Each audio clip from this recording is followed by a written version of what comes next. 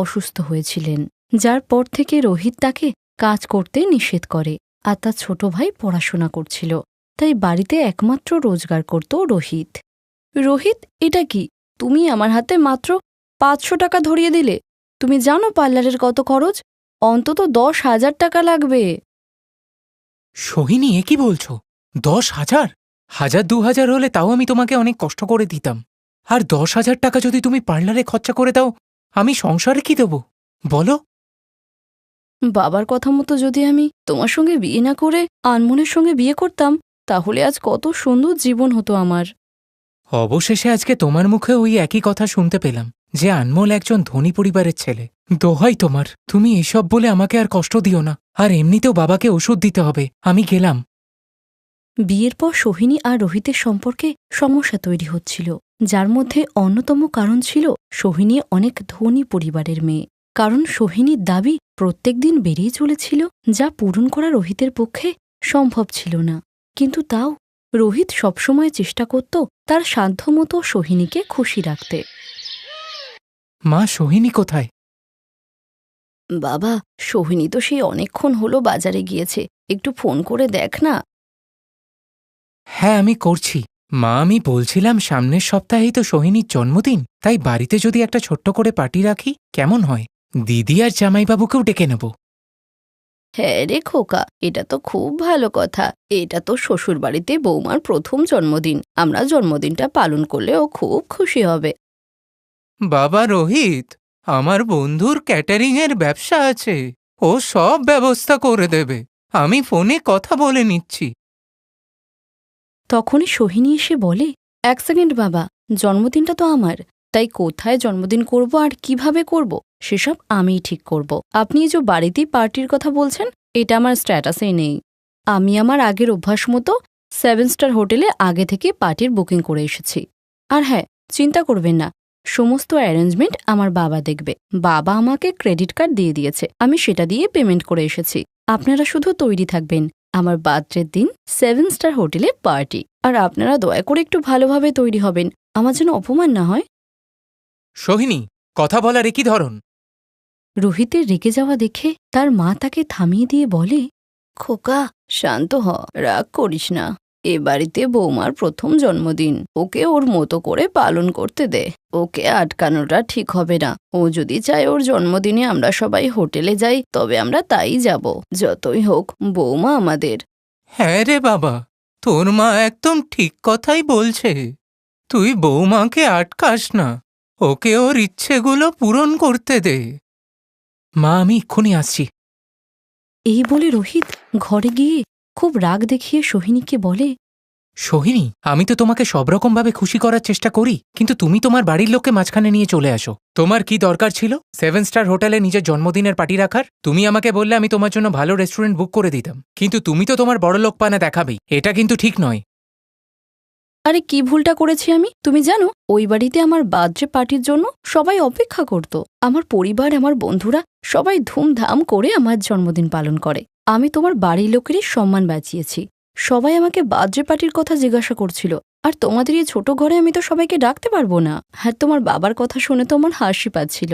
জানি না কোন ক্যাটারিং এর কথা বলছে। ব্যাস, এই ব্যাপারে আমি তোমাদের কারোর সঙ্গে আর কথা বলতে চাই না। শুধু আমার জন্মদিনের দিন সন্ধে 7টায় তৈরি হয়ে যাবে, আর কিচ্ছু শুনতে চাই না আমি। সোহিনীর ব্যবহারে রোহিতের বাবা মা দুজনেই দুঃখিত ছিল, কিন্তু সোহিনী তাদের বৌমা, তাই তারা সোহিনীকে কিচ্ছু বলে না। সোহিনী তার ননদ আর নন্দাইকেও জন্মদিনে ইনভাইট করে। এরপর সবাই যখন খাওয়ার টেবিলে বসে আছে, রোহিত, এটা কি? মা চাদর গায়ে দিয়ে কেন এসেছে? মা তো এমনভাবে রয়েছে যেন সেই ডিসেম্বরের ঠান্ডা পড়েছে। গরমের সময় এমনটা গায়ে দেওয়া, কি ভাববে সবাই? সোহিনী, মার এসিতে থাকার একদম অভ্যেস নেই, আর এখানে তো ফুল স্পিডে এসি চলছে। আর এমনিতেও মা বেশিক্ষণ এসিতে বসে থাকতে পারে না, শুধুমাত্র তোমার জন্যই এখানে এসছে। আর এমনিতেও পার্টি শেষ হতে এখনো অনেকক্ষণ সময় লাগবে, তাই আমি মাকে ওই শালটা গায়ে দেওয়ার জন্য বলেছি। মা সোহিনী, একটু এদিকে আয় তো। হ্যাঁ বাবা, আসছি। মা, কেক কাটা তো শেষ। আমরা আমাদের পছন্দের খাবার অর্ডার করে দিয়েছি। তোর শ্বশুরবাড়ির লোকেদের নিজেদের খাবারটা চুজ করে নিতে বল। বাবা এনারা তো ওই ডাল রুটিই খাবেন, এমন 7 স্টার হোটেলের খাবার খেয়েছে বলে তো মনে হয় না। ওই দেখো না, বর্ষা দিদির ছেলেমেয়েরা এমনভাবে কোল্ড ড্রিঙ্কস খাচ্ছে যেন জীবনে কখনো খাইনি। সত্যি আমার জন্মদিনে কেমন অশিক্ষিত শ্বশুরবাড়ির লোকদেরকে ডেকেছি। আর তখনই বর্ষা সেখান দিয়ে যাওয়ার সময় সোহিনীর কথা শুনতে পেয়ে নিজের বাচ্চা দুটোকে বুঝিয়ে সেখানে বসিয়ে দেয়। আর রোহিতের বাবা মা খুব ভারী খাবার খায় না বলে তারা ডাল আর রুটি খেলো। এদিকে রোহিতের মনটা খারাপ ছিল, আর বর্ষাও সোহিনীর কথা শুনে নিয়েছিল। শুধু সোহিনীর জন্মদিন হওয়াতে কেউ কিছু বলতে পারছিল না। কিছুক্ষণ পর সোহিনীর বান্ধবীরা আবার তাকে নাচ করার জন্য ডাকে। সোহিনী আয় না, আর একটু ড্যান্স করি, তোর জন্মদিন আজকে কি মজা হচ্ছে। আরে আমি খুব ক্লান্ত হয়ে গেছি, এতক্ষণ তো নাচ করলাম। আচ্ছা ঠিক আছে চল।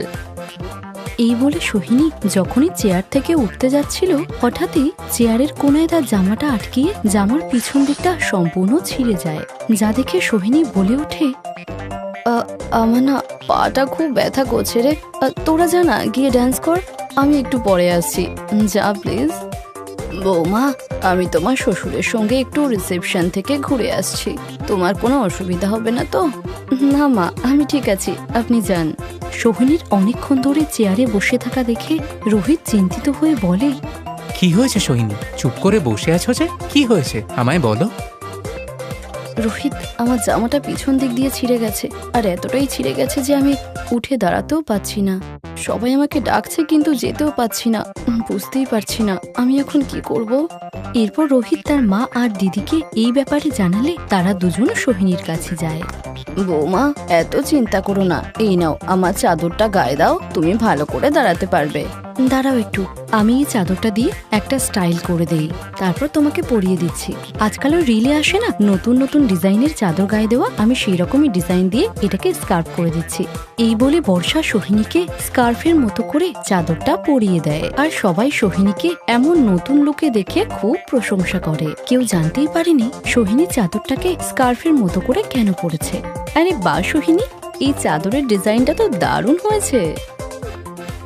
ওই আর কি, আমার খুব ঠান্ডা লাগছিল তাই মা চাদরটা আমাকে দিয়ে দিলেন, আর বর্ষা দিদি স্টাইল দিয়ে এটাকে পরিয়ে দিল।